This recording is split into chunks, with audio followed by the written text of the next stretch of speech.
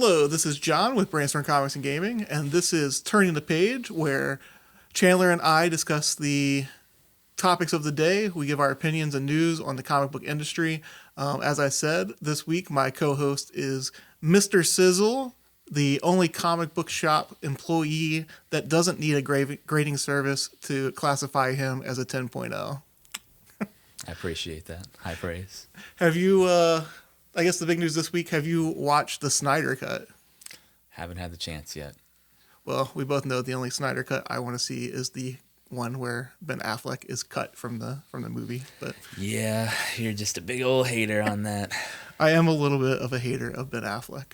And then related to him in relationship news, there's a meme going around that Jennifer Lopez is working on getting all 6 of the Infinity Stones, and she's 5/6 of the way there. Do we want to live in a world where she has that much power? It's pretty dangerous.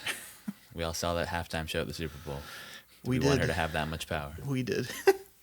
All right, let's move into our topics of the day, though. DC has sent legal notices to their talent regarding NFTs that stated they were strictly prohibited from using DC-owned properties as they have their own plans in the market. Will they scare away potential art or potential talent from signing with the company as a result of this?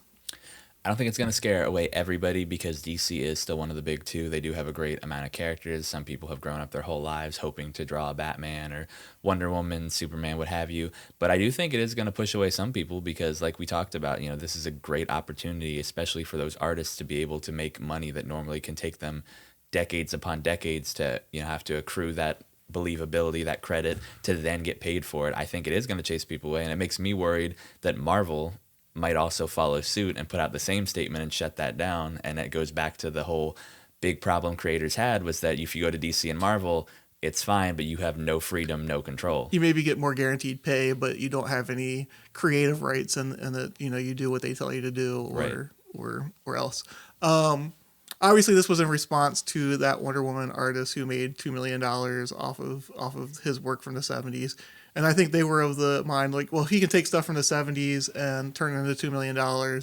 We can take more current stuff, our more current talent, and commoditize it even further.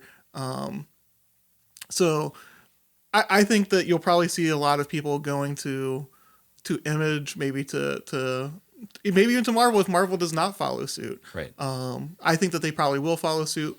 Disney has had a history in the past where if schools were running charities and they were using Disney-owned characters to promote it, that they would send legal notices. Yep. To me, that's the equivalent of like the cities going after these like lemonade stands and like you don't have a license. Smacking glasses out of kids' hands. Exactly. And taking their quarters. So in the news, we haven't seen that as much recently with Disney. I don't know whether they still do that, whether they just keep it maybe more under wraps, or maybe they just give the schools the money themselves. Like, hey, here's some money. Just don't use our characters. Now, I will say on the flip side, I do understand as a business that they have to protect their IP. Sure. And, I don't know whether they had to go to the extreme that they did do. I could see them being able to sign off on their right. talent. You have to check with us first, get some approval. We might not say yes to everything, but sure, meet them halfway, give them some creative ability there where they're still able to do that, but they're able to do it with DC's permission because it is their characters. But they didn't have to go as far and completely shut it down as they did. It seemed like they also almost went scorched earth, and like it's an all or nothing game. There's no middle ground at all in this. So. I don't know. That's how I got from it. I don't know whether you. That's kind of what I got too. I think they went too far too quickly. They saw that $2 million. Their eyes got huge, and they went, that could have been our $2 million, and they shut it down real quick. Well, quickly. Also, to me, I think they run the risk of if they corporatize NFTs that they may chase people out of it altogether. Also, and the money may leave. Well, I don't think it will totally leave, but I think it may maybe diminish the results and stuff from that. It's possible. But we'll turn the page on that topic, and we'll move on to the next one. With Easter having just happened, what do you believe was the best resurrection in comics of all time? So I was having fun with this topic at first. When I got to it, I was like, I don't know what there's so many. I mean, obviously it's a running joke that nobody stays dead in comics, or so many people have been brought back. I was like, what do I really think? is my personal favorite. I went back and forth on a couple. I ended up siding with one that I do think might be the one that you also sided with, but I'm not 100% sure. But for me, I think personally the best resurrection, and not only that it wasn't a character that everybody loved and was like begging them to bring back. It was somebody that nobody really cared too much about, was gone, and then was brought back and turned into something that was made even better. And I think it was Jason Todd coming back as Red Hood. Okay, sweet. So we have two separate ones. I think it was Jason Todd coming back as Red Hood. Nobody really cared for Jason Todd. I mean, obviously he was famously killed off by the fans. They chose to get rid of him because he was kind of just a jerk and running around and never listened to Batman, and he never really found a niche with any fan base.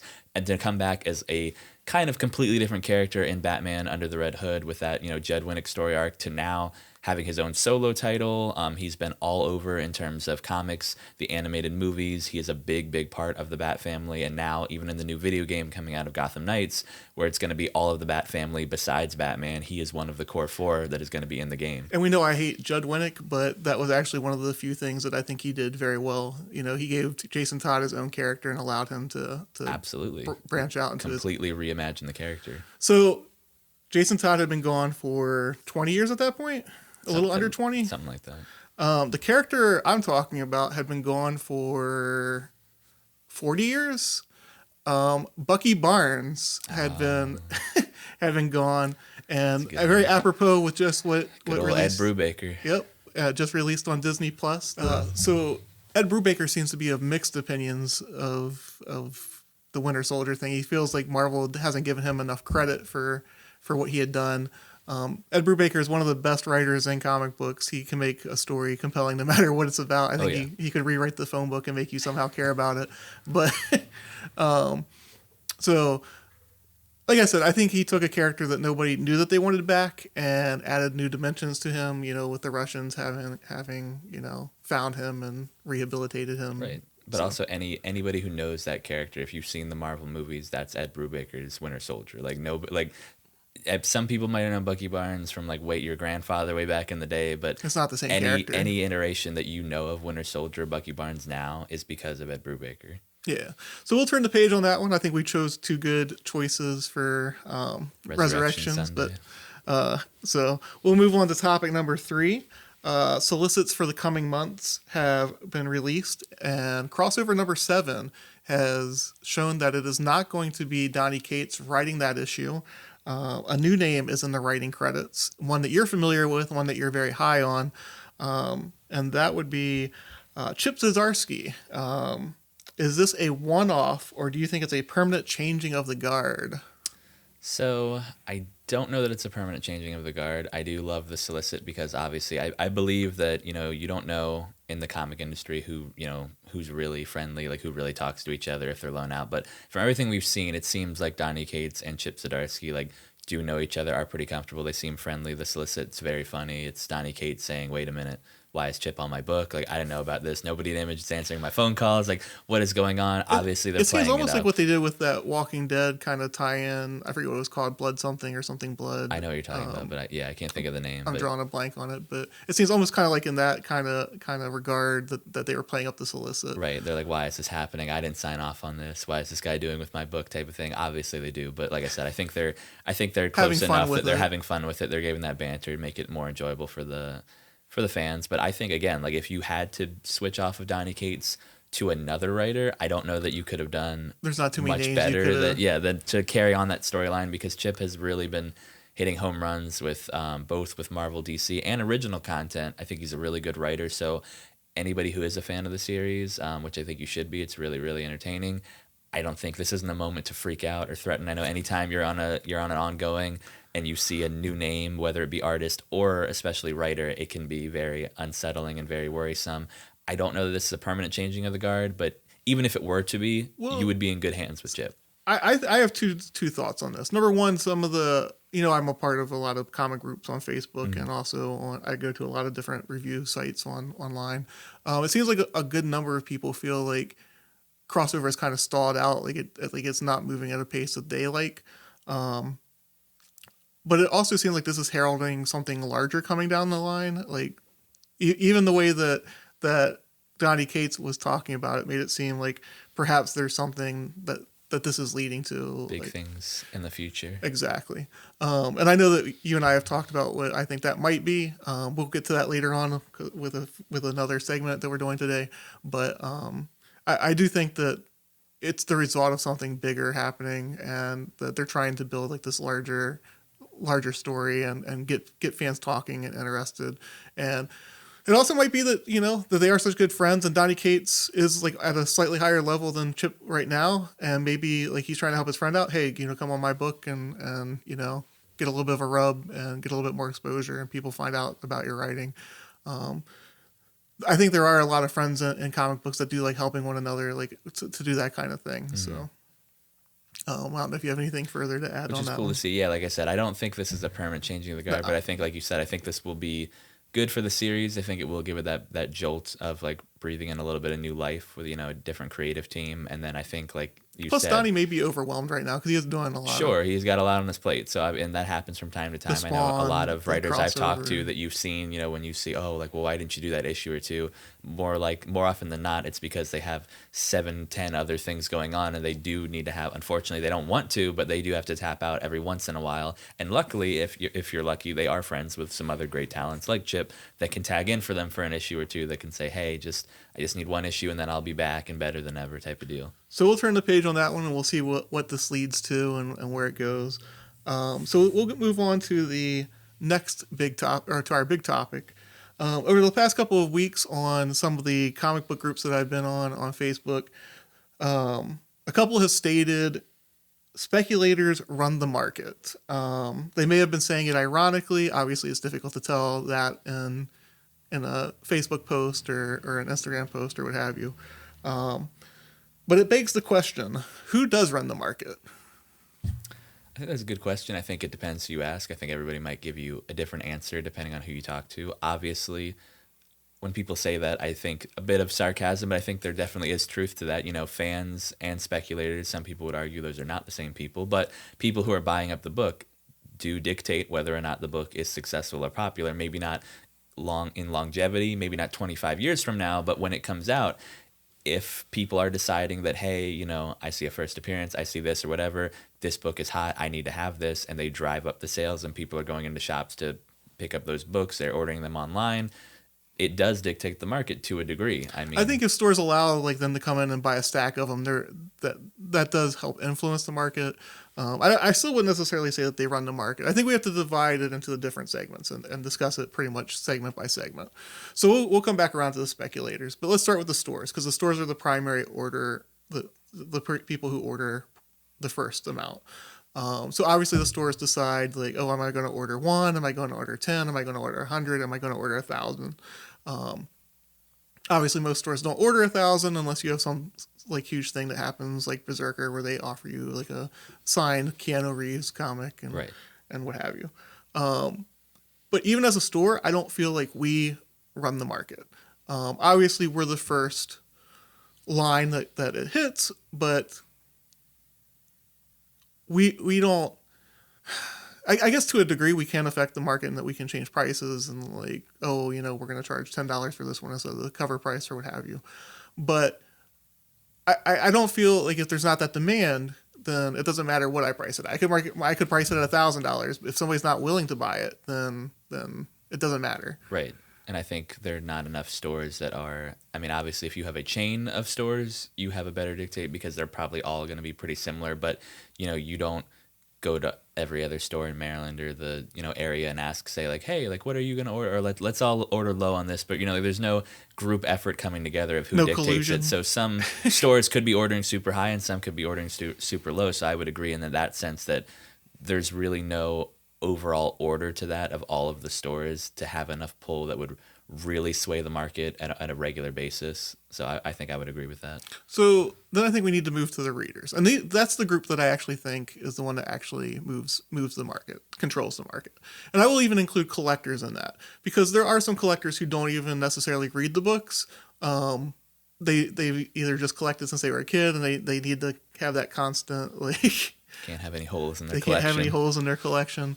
And I think those are the ones that truly run the market. Because if there's no demand, it doesn't matter how many copies you have. It doesn't matter what price you put it at. Marvel and DC can put out 1,000,000 copies of a book. If nobody wants to buy it, if they say that's garbage, I don't want to read that, people aren't going to buy it. It's not going to sell. You're just going to have 1,000,000 books sitting there in a warehouse somewhere. And, or they could put out 5 and go, limited print run, which is, one of the sales tactics that some of the speculation websites do try. Like, only 5,000 copies of this book are out there. Well, if there's only 3,000 people that want it or only 2,000 people that want it, that's still twice as many as are needed. So that takes us to the speculators. So to me, you and I have had this discussion before. I split speculators into 2 groups, flippers and speculators. To me, I have a little bit softer spot for speculators because I feel like they're taking more of a risk. Like they're not, that's a $20 book that you have for $4. I'll take it and then flip it for $20. To me, that's what the flipper is. The speculator is like, it's a $4 book. It has a first appearance in it. Yeah, I'll buy 5 copies of it. I'll buy 10 copies of it. So they are taking a risk also. I don't feel like either one of those, regardless, run the market. I do feel like the market has already been established for the flippers because that's what they're trying to take advantage of, buying it at the cheaper price, selling it at the higher price. Right. The speculators, getting back to the key question here, like they may hoard a bunch of, like say they go to like a whole bunch of comic shops because it has a first appearance or what have you. They may hoard them and have that reserved to sell later on. Mm-hmm. And maybe that's what they were referring to. Like, hey, we're the ones that have the reserve. But even then, if the reader can't get it, there are now a lot of alternatives for them to get the content. They don't need that individual issue. They may actually push more readers out and actually, in the long term, drive the price down. Because now they can go with graphic novels, they can go with digital. Sure. A lot of venues that didn't exist, 40 years ago or so, that now there's so many different venues. That and more people are willing to accept them also. Right. Not Alan Moore, but a lot of people. Yes. Well, Alan Moore is a class. Not accepting a lot of things, but. Class unto himself. So like I said, to me, I think the readers have always and will always be the driving force.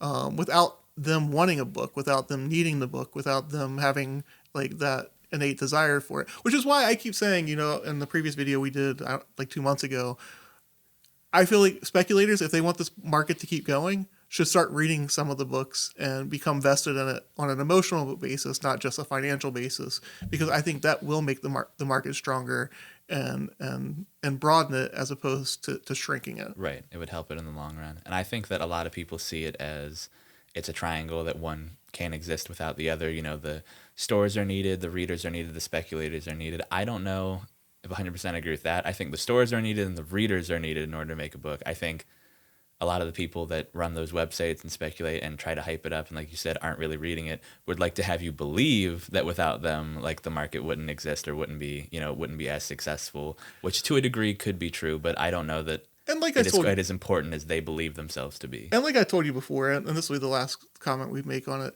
I don't have a problem with a certain percentage of speculators because everybody wants their books to be worth something. Sure. But I think once you reach beyond like the 20% mark, I think that you're in dangerous territory. Your speculators are selling to speculators at that point, and right. It becomes almost like a pyramid scheme. Like you don't want to be the last one holding the book. But we will turn the page on that topic, and I'm sure we'll return to it in some sort of semblance in the future. So let's move on to our quick takes. In this one, we are looking into our crystal balls and guessing what the future holds for the different types of comics, whether they be Marvel, DC, or independents. So what is your one bold prediction? We'll start with Marvel. So my one bold prediction for Marvel is I believe, as you know, there's a lot of popular Star Wars TV shows out right now with The Mandalorian. They have announced like 7 or 8 different things coming out. Marvel has done Star Wars comics for a very long time. We sell them here. They're never quite as popular as the regular superhero lines and things like that Marvel does. I think that with all the hype of everything going on, Mandalorian, Ahsoka, all of these different TV shows, there's still rumored that there's going to be some movies coming out. Disney Plus is really, really taking an investment into this. Obviously, Disney also has an investment in Marvel. I think that this is going to be the year that Star Wars comics are really getting pushed and they become more widely accepted and do much better in terms of sales. Not necessarily as close as all of the superheroes that Marvel puts out, but I think they're really going to the old Dark Horse stuff. Some of those books are hitting thousands of dollars. I think they're really going to push. I think they're going to take it. If not that they're not taking it seriously now, but I think that it's going to be viewed in their comic line, if not as seriously, almost as seriously as all the other books they're putting out. So my bold prediction, and it ties into some of the things that we've seen, the Chip Zdarsky thing, the crossover aspect. I think we're going to see a crossover between Marvel and Image by the end of the year. I think we're going to see a Spider-Man Spawn crossover. Maybe it's just a hope on my part, but I told you about a year ago, I thought that that's where a lot of this was going to go. I still think that's where I think it's going to go. I hope so. I think that they are probably waiting until COVID is like pulled back a lot, where people can start like going to stores a lot more. And I think that the industry may use that as a jump start for a lot of the comic book shops. Mm-hmm. Just my guess. Or even conventions or things like that widening up. Absolutely, I hope so. That would be really fun. That would be awesome. I think that would benefit both Marvel and Image and the comic industry in the long run. Absolutely, I think that would be awesome. I would love to be able to see, the big two working with, independent, not that Image is not a small company by any means, but, the independent companies and, not necessarily that they're leasing out and that, Image is going to be putting out a Batman like storyline or anything, but to be able to have some flexibility that they're able to cross over. I think that book probably being the main. It's been about 25 years since we've really had a lot of crossovers, like the amalgam. Yeah, late 90s, early 2000s had a lot Wolverine and all that good stuff. Yes. Some of those we don't need to go back to. But, no, we don't. So let's move on to our second one, the DC bold prediction that you have. Okay, so the DC bold prediction, I don't know if it's more of a bold prediction or more of just a really, really hope in my heart of hearts that everything. But with Infinite Frontier, as you know, for several years now, we had New 52. That seemed to be retconned in about 1.5 to 2 years after sales started to wane down a little bit. We had Rebirth, which was really exciting. You and I both really loved that issue that promised hope and other things in the DC universe. There. We were close, and then it got shut back down. A lot of things went wrong that you can obviously point to one person in Dan Didio, but there are a lot of other things. I pointed to with Doomsday Clock, with Metal, and then Death Metal, and a lot of other things. Just timelines of books coming out, things that really kind of got in its own way and brought it back down again.